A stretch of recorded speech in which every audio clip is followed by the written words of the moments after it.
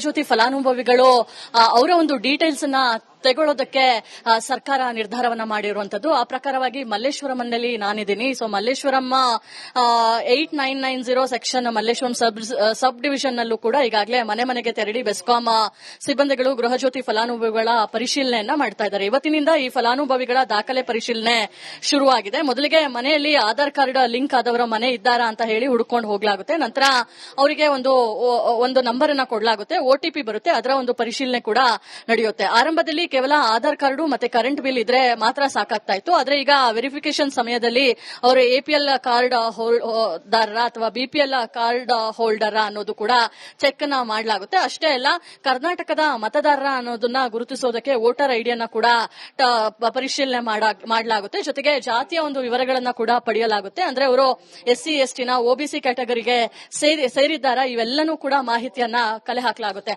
ನೀವು ಆ ಅಪ್ಲಿಕೇಶನ್ ಕೂಡ ನೋಡ್ತಾ ಇದ್ದೀರಾ. ಅಪ್ಲಿಕೇಶನ್ ನಲ್ಲಿ ಎಲ್ಲಾ ರೀತಿಯ ಇನ್ಫಾರ್ಮೇಶನ್ ಕೂಡ ತಗೊಳ್ಳಲಾಗುತ್ತೆ. ಅವರಿಂದ ಮಾಹಿತಿಯನ್ನ ಕೂಡ ಸಿಬ್ಬಂದಿಗಳು ಕೇಳ್ತಾ ಇರುವಂತದ್ದು. ಇಷ್ಟೇ ಎಲ್ಲ ಖಾಸಗಿ ಕೆಲಸನ ಅಥವಾ ಸರ್ಕಾರಿ ಕೆಲಸವನ್ನ ಮಾಡ್ತಾ ಇದ್ದಾರಾ, ಎಲ್ಲ ಇನ್ಫಾರ್ಮೇಶನ್ ಕೂಡ ಪಡೆಯಲಾಗುತ್ತೆ.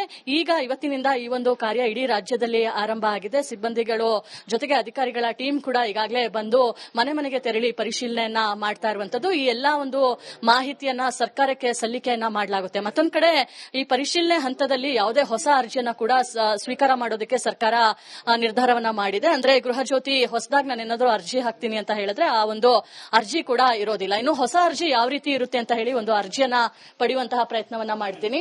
ಅರ್ಜಿ ಯಾವ ರೀತಿ ಇರುತ್ತೆ ಅಂತ ಹೇಳಿದ್ರೆ ಈಗಾಗಲೇ ಇದನ್ನ ಫಿಲ್ ಮಾಡ್ಕೊಂಡಿದ್ದಾರೆ, ನೀವು ನೋಡಬಹುದು.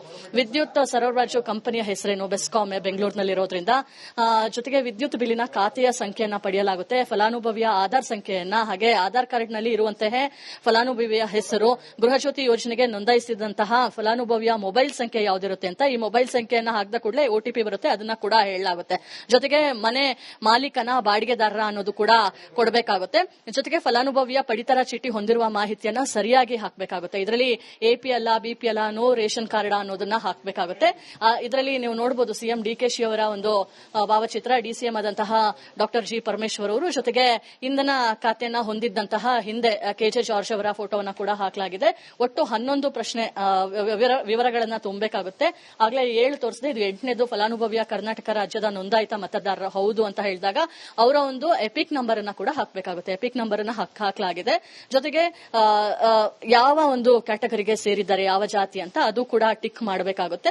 ಫಲಾನುಭವಿಯ ಆದಾಯ ತೆರಿಗೆ ಪಾವತಿದಾರರ ಅಂತ ಹೌದು ಅಂತಾದ್ರೆ PAN number, PAN card details ನ ಕೂಡ ಕೊಡಬೇಕಾಗುತ್ತೆ. ವೃತ್ತಿ ಯಾವುದು ಅಂತ, ಇವರು ನಿವೃತ್ತಿಯನ್ನು ಹೊಂದಿದ್ದಾರೆ, ಹಾಗಾಗಿ ಇತರೆ ಅಂತ ಹಾಕಿ ಅದ್ರ ಪಕ್ಕದಲ್ಲಿ ನಿವೃತ್ತಿಯನ್ನು ಹೊಂದಿದ್ದಾರೆ. ಕೇವಲ ಫಲಾನುಭವಿಗಳು ಸಹಿ ಮಾತ್ರ ಅಲ್ಲ, ಯಾರೆಲ್ಲ ಫೀಲ್ಡ್ ಗೆ ಬಂದು ಸಿಬ್ಬಂದಿಗಳು ಕೆಲಸ ಮಾಡ್ತಾರೆ ಸಮೀಕ್ಷೆದಾರರ ಸಹಿಯನ್ನ ಕೂಡ ಪಡಲಾಗುತ್ತೆ. ಸೊ ಈ ರೀತಿಯ ಒಂದು ಫಾರ್ಮ್ ಅನ್ನ ತಗೊಂಡು ಎಲ್ಲಾ ಹಂತದಲ್ಲೂ ಕೂಡ ಪರಿಶೀಲನೆಯನ್ನ ಮಾಡಲಾಗುತ್ತೆ. ಒಟ್ಟಿನಲ್ಲಿ ಇವತ್ತಿನಿಂದ ಗೃಹಜ್ಯೋತಿ ಫಲಾನುಭವಿಯ ಒಂದು ಸರ್ವೆ ಕಾರ್ಯ ರಾಜ್ಯಾದ್ಯಂತ ಆರಂಭ ಆಗಿರುವಂತದ್ದು. ಮಲ್ಲೇಶ್ವರಂನಲ್ಲೂ ಕೂಡ ಬೆಸ್ಕಾಂ ಸಿಬ್ಬಂದಿಗಳು, ಅಧಿಕಾರಿಗಳು ಬಂದು ಫೀಲ್ಡ್ ಇಳಿದು ಪರಿಶೀಲನೆ ಕಾರ್ಯವನ್ನ ಮಾಡ್ತಾ ಇದ್ದಾರೆ. ಕ್ಯಾಮರಾ ಪರ್ಸನ್ ಮಧು ಜಿ ಜೊತೆ ದೀಪ್ತಿ ತೊಳ್ಪಾಡಿ, ರಿಪಬ್ಲಿಕ್ ಕನ್ನಡ, ಬೆಂಗಳೂರು. ಮುಂದಿನ ಸುದ್ದಿಯನ್ನು ನನ್ನ ಸಹೋದ್ಯೋಗಿ ಕೊಡ್ತಾರೆ. Over to you.